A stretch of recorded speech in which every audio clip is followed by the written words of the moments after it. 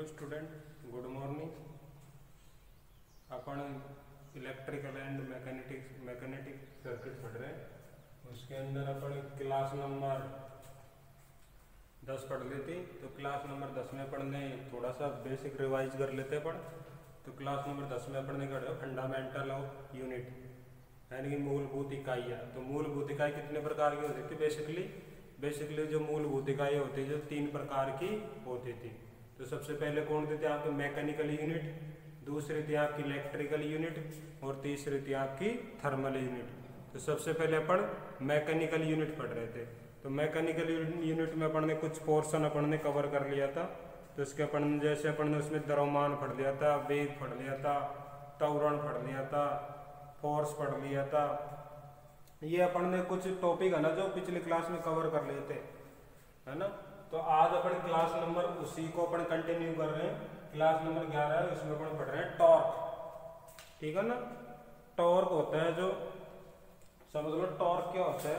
जो बेसिकली होता है ना, टॉर्क होता है एक पुली पे लगाया जाता है, यानी कि पुली पे कोई बेल्ट द्वारा लगाया जाता है। जैसे अपनी ये पुली है तो इस पे पुली पे यानी कि अपन कोई बेल्ट लगा के और इस पे टॉर्क लगाए ना, तो यानी कि पुली की सहायता से घूमने लग जाएगी फोर्स के कारण। तो यानी कि घुमाव बल को एक बेसिकली अपन टॉर्क कह सकते हैं। घुमाव बल को ही टॉर्क कहते हैं। और इसकी जो इकाई होती है क्या होती है आपकी? न्यूटन होती है, न्यूटन मीटर हो जाती है इसकी टॉर्क की। और इसको जो इसका प्रतीक हो जाता है जो टी हो जाता है। तो इसको अपन कहना चाहेंगे इसको, इसमें जब किसी पिंड पर लगा हुआ बाह्य बल, जब किसी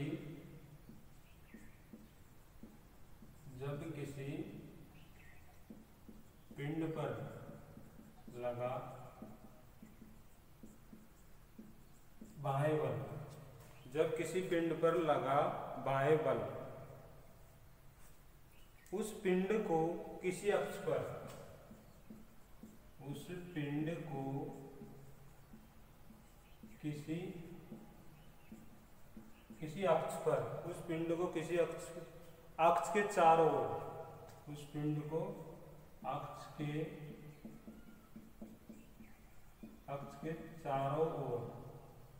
के चारों ओर घुमाने का प्रयत्न करता है।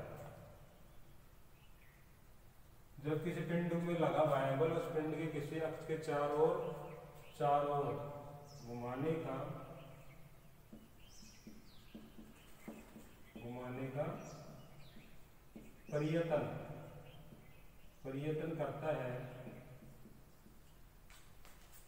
प्रयत्न करता है, तो इस घुमाने की प्रवृत्ति को टॉर्क कहते हैं। इस घुमाने की जो प्रवृत्ति होती है ना, उसको क्या कहते हैं? टॉर्क कहते हैं। ठीक है ना। यदि किसी बिंदु पर गुणनाक्ष के चारों लगाया बल उसके परिणाम तथा उसके लंबवत दूरी के गुणनफल के बराबर होता है। तो आपका वही है बेसिकली, यानी कि अपन एक क्या ले लेते हैं? पुली ले लेते हैं और यहाँ पे क्या हो जाएगा? वो पॉइंट हो जाएगा, ये आपका रेडियस हो जाएगा। ठीक है ना। तो इस पर मैं क्या एन आरपीएम में घुमा रहा हूँ इसको, एन आरपीएम से ये आपका क्या हो जाएगा? फोर्स लग रहा है। तो आपका एन आरपीएम से घूमेगा। ठीक है ना। एन आरपीएम से घूमेगा ना, तो इसके अंदर एन आरपीएम से घूमेगा तो यहाँ पे क्या हो जाएगी? एक तरह से पुली हो जाएगी, ये चीज हो जाएगी आपकी पुली हो जाएगी। तो पुली के अंदर अपन क्या करेंगे कि फोर्स लगा रहे हैं। तो पुली यानी कि एक तरह से आपकी क्लॉकवाइज डायरेक्शन में घूमेगी, डायरेक्शन ऑफ रोटेशन। ठीक है ना। डायरेक्शन ऑफ रोटेशन यानी कि इस डायरेक्शन में मूव करेगी। तो अपन कह सकते हैं यदि किसी बिंदु के, इसी में लिख सकते हैं, यदि किसी ओ पॉइंट के चारों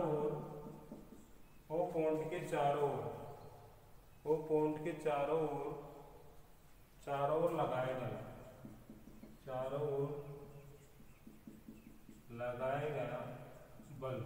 लगाए गए बल के परिणाम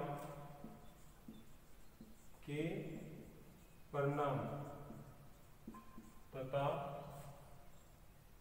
तथा घूर्णन के अक्ष पर तथा घूर्णन के अक्ष पर घूर्णन के अक्ष से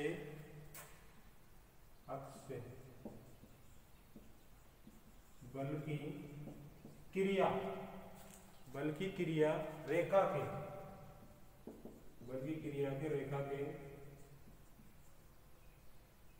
लंबवत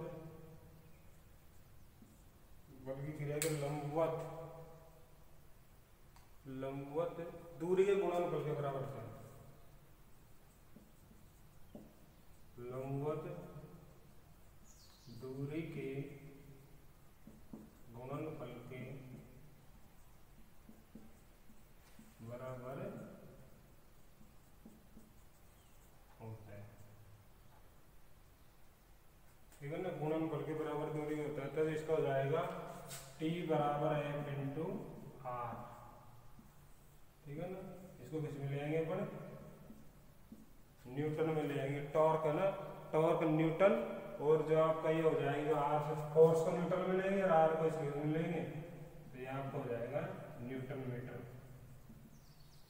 ये हो जाएगा। ठीक है, वापस समझ लो, जब किसी पिंड पर लगाया गया भार बल उस पिंड की अक्ष के चारों ओर घुमाने का क्या करेगा, प्रयत्न।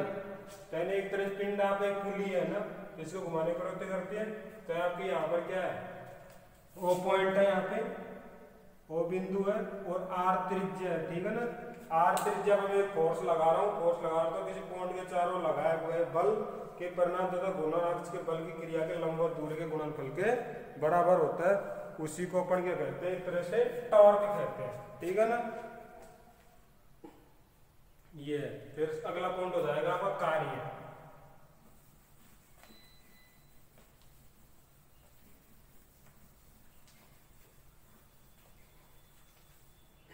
अगला पॉइंट हो जाएगा आपका वरक।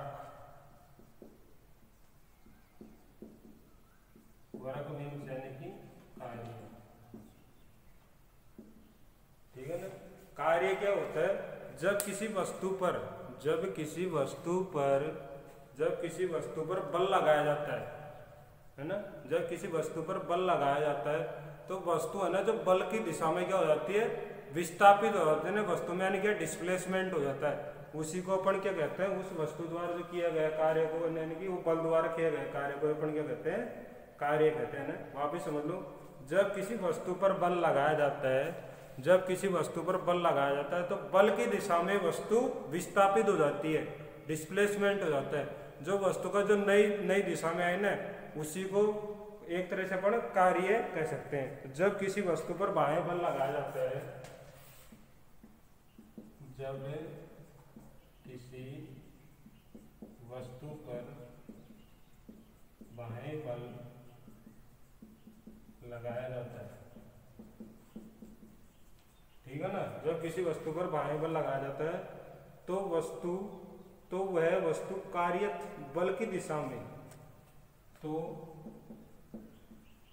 वह वस्तु बल की कार्यत दिशा में, बल की कार्यत दिशा में कुछ दूरी तय करती है। बल की कार्यत दिशा में कुछ दूरी तय करती है। तय की गई दूरी को ही कार्य है। तय की गई जो दूरी होती है ना, उसी को अपन क्या कह सकते हैं, एक तरह से कार्य कह सकते हैं। तो कार्य बराबर हो जाएगा कार्य, तो अपन बोलेंगे कार्य बराबर हो जाएगा कार्य बराबर बल इंटू बल की दिशा में तय की गई दूरी, बल की दिशा में तय की गई दूरी, बल की दिशा में तय की गई दूरी। तो W बराबर क्या हो जाएगा, एफ इंटू डिस्टेंस को किससे लेंगे अपन, डी से लेंगे अपन, डिस्टेंस को डी से लेंगे है ना। और कार्य का मात्रक क्या हो जाएगा, वो कार्य का मात्रक होता है जूल, ठीक है ना। तो इसका क्या हो जाएगा, प्रतीक यहाँ लिख लो, प्रतीक हो जाएगा वो डब्लू, और जो मात्रक हो जाएगा तो क्या हो जाएगा आपका जूल हो जाएगा, ठीक है ना। ये आपका हो गया कार्य। अब इसके बाद में आते हैं आपकी एनर्जी, ठीक है ना। तो एनर्जी भी यहीं लिख लो, एनर्जी अगला कौन,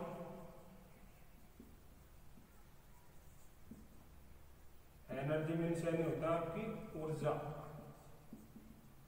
ठीक है ना। ऊर्जा क्या होती है आपकी, कार्य करने की क्षमता को अपन एक तरह से ऊर्जा कहते हैं। जो एनर्जी है ना एक अदिश राशि है, सबसे पहले कहना ऊर्जा, ऊर्जा एक अदिश राशि है, ऊर्जा एक अदिश राशि है, ठीक है ना। ऊर्जा एक अदिश राशि है। कार्य करने की, कार्य करने की, कार्य करने की क्षमता को, कार्य करने की क्षमता को ऊर्जा कहते हैं, ठीक है ना। कार्य करने की क्षमता को ऊर्जा कहते हैं, एक अदिश राशि है, ठीक है ना। कार्य करने की क्षमता को ऊर्जा कहते हैं।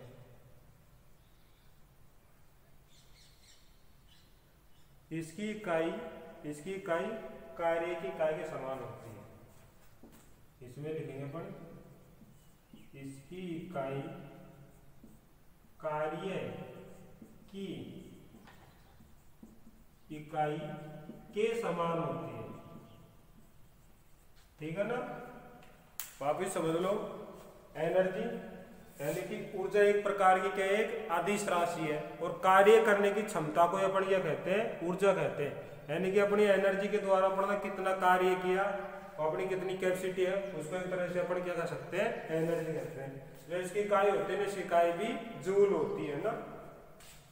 अगला पॉइंट लिखो, सामान्यतः, सामान्यतः एनर्जी दो प्रकार की होती है, ठीक है ना। सामान्यतः जो एनर्जी आपकी दो प्रकार की होती है, तो गतिज ऊर्जा, फर्स्ट हो जाएगा आपका गतिज ऊर्जा,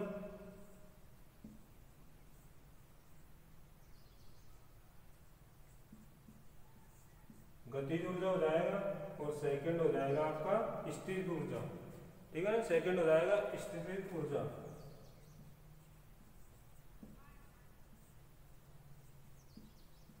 स्थिर ऊर्जा, ठीक है ना। तो जो आपकी जो सामान्य प्रकार की एनर्जी होती है, कितने सामान्यतः जो एनर्जी कितने प्रकार की होती है आपकी, दो प्रकार की होती है, ठीक है ना। दो प्रकार की होती है, तो स्थिर ऊर्जा होती है आपकी, स्थितिज ऊर्जा होती है, ठीक है ना। यहाँ पर वो आएगा, ये होगा आपका गतिज, गतिज हो गया, और ये आपका स्थितिज ऊर्जा हो गया, ठीक है ना। तो ये आपकी दो प्रकार की एनर्जी है, तो दोनों को अपन हटेंगे अभी, है ना।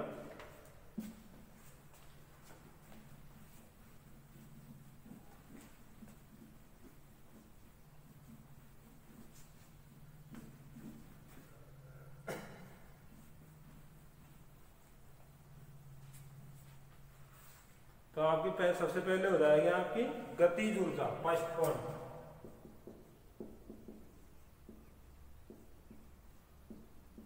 गतिज ऊर्जा को कहते हैं अपन क्या कहते हैं, काइनेटिक एनर्जी, ठीक है ना। गतिज ऊर्जा को कहते हैं अपन काइनेटिक एनर्जी, काइनेटिक एनर्जी कहते हैं इसी को, काइनेटिक एनर्जी, ठीक है ना।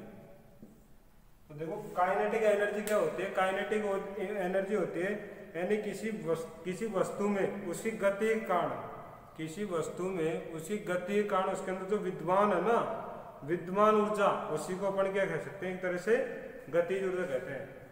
तो किसी वस्तु में उसकी गति के कारण विद्यमान ऊर्जा, किसी वस्तु में उसकी गति, उसकी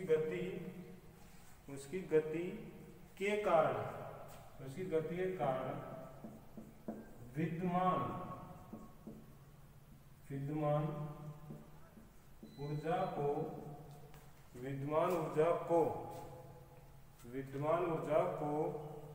गतिज ऊर्जा कहते हैं। विद्यमान ऊर्जा को गतिज ऊर्जा कहते हैं। ठीक है ना। तो जैसे एग्जाम्पल हो जाएगा, इसका एग्जाम्पल हो जाएगा जैसे बहता हुआ जल, चलती हुई हवा, बहता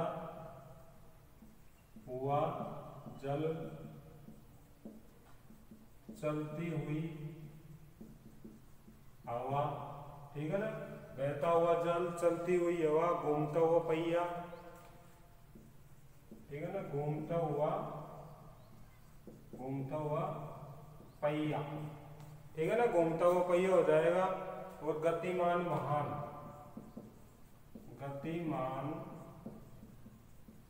वाहन आदि। ठीक है ना।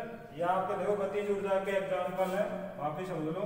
किसी वस्तु में उसके गतीय कारण, किसी वस्तु में उसकी गति कारण जो विद्यमान ऊर्जा होती है ना, जो गति अपन इसके अंदर मूवमेंट कराते हैं, तो उसके कारण जो एनर्जी होती है ना स्टोर, उसको अपन एक तरह से जो क्या करते हैं गतिज ऊर्जा कहते हैं। जैसे बहता हुआ जल हो जाएगा, बहती हुई हवा आ जाएगा, घूमता हुआ पहिया आ जाएगा, और आपका गतिमान आपके वाहन आ जाएंगे। तो इसका जो फॉर्मूला होता है आपका गतिज ऊर्जा बराबर हो जाएगा आपका 1/2 आपका mv स्क्वायर, यानी कि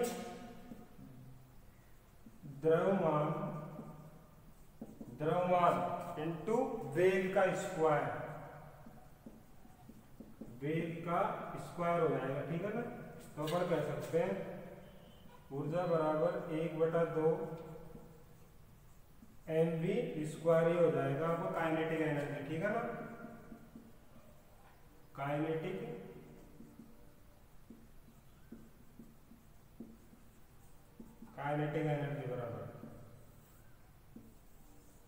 एनर्जी बराबर हो जाएगा आपका 1/2 mv स्क्वायर हो जाएगा। प्रतीक इसका काइनेटिक एनर्जी क्या हो जाएगा यहाँ पे, काइनेटिक एनर्जी का आपका यहाँ पे के हो जाएगा, के हो जाएगा काइनेटिक एनर्जी, और मात्रक हो जाएगा आपका एनर्जी का क्या होता है, जूल। ठीक है ना। जूल हो जाएगा। तो आपको इसी को अपने दूसरे में लिखते हैं काइनेटिक एनर्जी बराबर के बराबर 1/2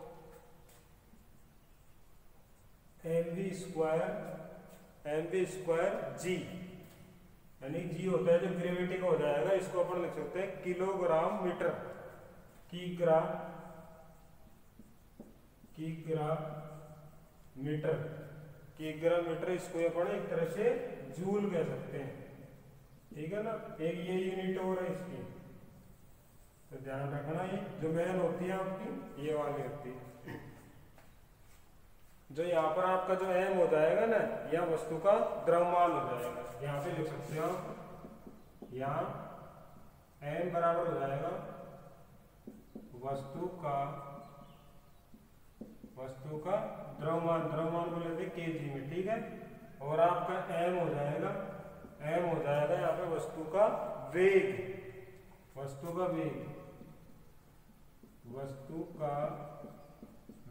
को किस में लेते हैं, मीटर प्रति सेकंड में लेते हैं, वेग को। और आपका आ जाएगा एक जी, गुरुत्वीय त्वरण, एक जी आ जाएगा आपका गुरुत्वीय त्वरण कहते हैं। गुरुत्वीय त्वरण को किस में लेते हैं, मीटर प्रति सेकंड में लेते त्वरण को। ठीक है ना। तो ये पॉइंट था आपका गतिज ऊर्जा। ठीक है ना। गतिज ऊर्जा बराबर क्या होता है आपका काइनेटिक एनर्जी 1/2 mv², m हो जाएगा आपका द्रव्यमान हो जाएगा, v हो जाएगा आपका वेलोसिटी मीन्स यानी कि वेग हो जाएगा। ठीक है स्टूडेंट, अगला पॉइंट पढ़ेंगे अपन पोटेंशियल एनर्जी।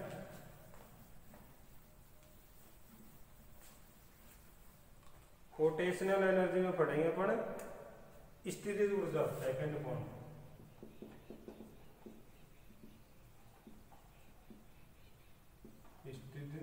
ऊर्जा, स्थितिज ऊर्जा को एक तरह से अपन कह सकते हैं पोटेंशियल एनर्जी है ना, पोटेंशियल एनर्जी।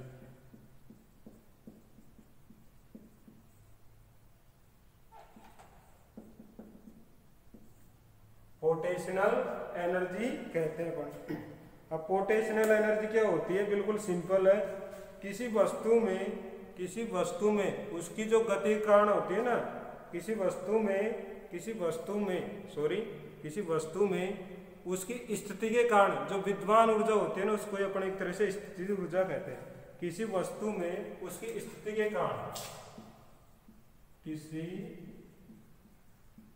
वस्तु में उसकी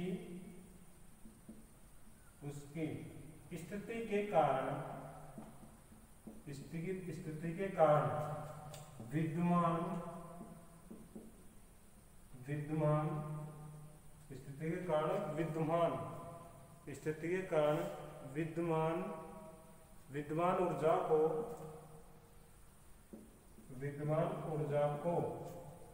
विद्यमान ऊर्जा को स्थितिज ऊर्जा कहते हैं। विद्यमान ऊर्जा को स्थितिज ऊर्जा कहते हैं। जैसे आपका हो जाएगा ऊंचाई पर रखा पानी, एग्जाम्पल, यानी कि छत पर रखी टंकी। ठीक है, घड़ी हो जाएगा आपका, घड़ी, और आपका स्प्रिंग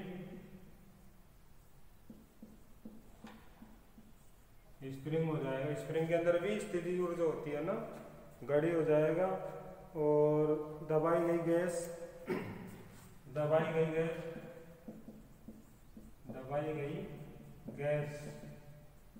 और आपका हो जाएगा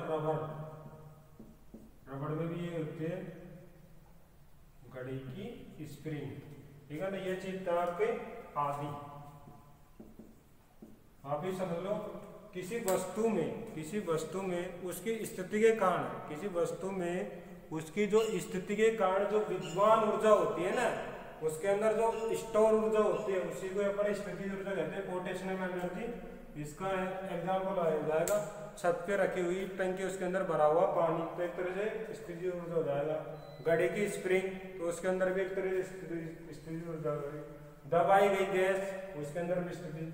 और रबड़ के अंदर यानी कि आप बजा दो, उसको वापिस छोड़ दो, वही कंडीशन में आ जाता है। तो इसका फॉर्मूला हो जाता है आपका P बराबर mgh, होता है। P बराबर आपका mgh हो जाता है। यहाँ पर m हो जाएगा तो वस्तु का द्रव्यमान हो जाएगा, यहाँ पे m वस्तु का द्रव्यमान किस में लेते हैं, kg में। और h हो जाएगी यहाँ पे, h हो जाएगा यहाँ पर आपका हाइट को किस में लेंगे, मीटर में। हाइट को किस में लेंगे, मीटर में लेंगे भैया। ठीक है ना, तो ये चीज थी आपकी एनर्जी पूरी। अगला पॉइंट है आपका पावर।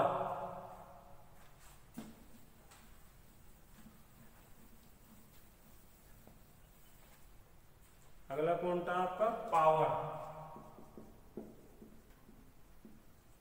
पावर मीन्स यानी होती है आपकी शक्ति। ठीक है ना, इसकी परिभाषा क्या हो जाएगी आपकी, पावर यानी पावर मीन्स यानी शक्ति होती है। इसकी क्या होती है, वाट होती है। प्रतीक P होता है, मात्रक इसका वाट होता है। तो आपकी हो जाएगी कार्य करने की दर को ही शक्ति कहते हैं। ठीक है ना स्टूडेंट, तो आपको हो जाएगी कार्य करने की दर, दर मीन्स यानी होता है समय, ठीक है ना। कार्य करने की दर को ही शक्ति कहते हैं, ठीक है ना। कार्य करने की दर को यानी कि एक कार्य करने में अपन ने कितना समय लगाया उसी को अपन क्या कहते हैं, एक तरह से पावर कहते हैं, ठीक है ना। कार्य करने की दर को अपन शक्ति कहते हैं। प्रतीक इसका क्या हो जाएगा, प्रतीक इसका क्या हो जाएगा W और मात्रक हो जाएगा इसका वाट, सॉरी P से डिनोट कर सकते हैं वरना P हो जाएगा। और इसका फॉर्मूला हो जाएगा आपका पावर बराबर हो जाएगा आपका, हिंदी में लिख लो पहले, शक्ति बराबर कार्य डिवाइड आपका कितना हो जाएगा समय, ठीक है ना।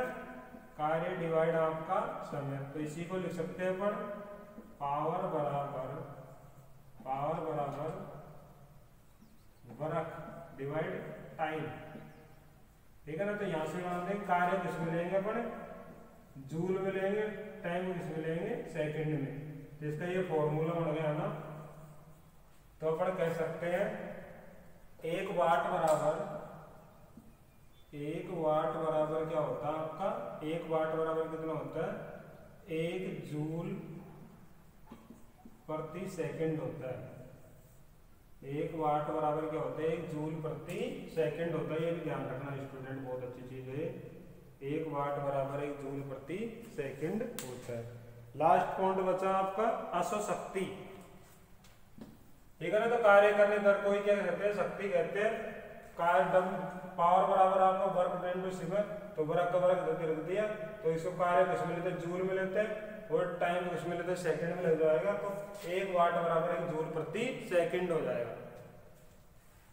ओके,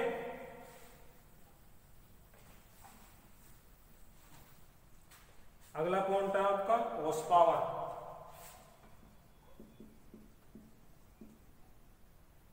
हॉर्स पावर,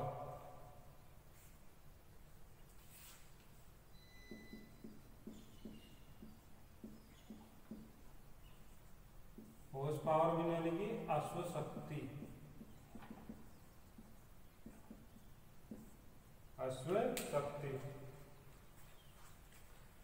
अश्वशक्ति आपकी हो जाएगी यांत्रिक शक्ति का मात्रक ही अश्वशक्ति कहलाता है। यांत्रिक शक्ति का मात्रक ही, यांत्रिक शक्ति का मात्रक ही, यांत्रिक शक्ति का मात्रक ही अश्वशक्ति कहलाता है। शक्ति का मात्रक ही अश्वशक्ति कहलाता है, ठीक है ना। अश्वशक्ति कहलाता है। तो आपको होता है 1 HP बराबर 1 HP बराबर हो जाएगा आपका 75 मीटर किलो जूल प्रति सेकंड हो जाएगा, ठीक है ना। 75 मीटर किलोग्राम प्रति सेकंड। तो 1 HP बराबर हो जाएगा आपको, 1 HP बराबर हो जाएगा आपका 75 की जगह 75 रख देंगे अपन, और जो गुणते त्वरण इसका मान के लिए रख देंगे 9.81 रख देंगे। 9.81 रखेंगे तो अपना कितना हो जाएगा, 1 HP बराबर कितना आ जाएगा आपका 735.5, 735.5 ये हो जाएगा आपका न्यूटन मीटर प्रति सेकंड, न्यूटन मीटर प्रति सेकंड, या इसको वाट भी कहते हैं। ये हो जाएगा आपका 1 HP बराबर किसमें हो जाएगा, मीट्रिक में हो जाएगा, ठीक है ना। मीट्रिक में बराबर हो जाएगा 1 HP बराबर। ब्रिटिश में क्या होता है आपका, ब्रिटिश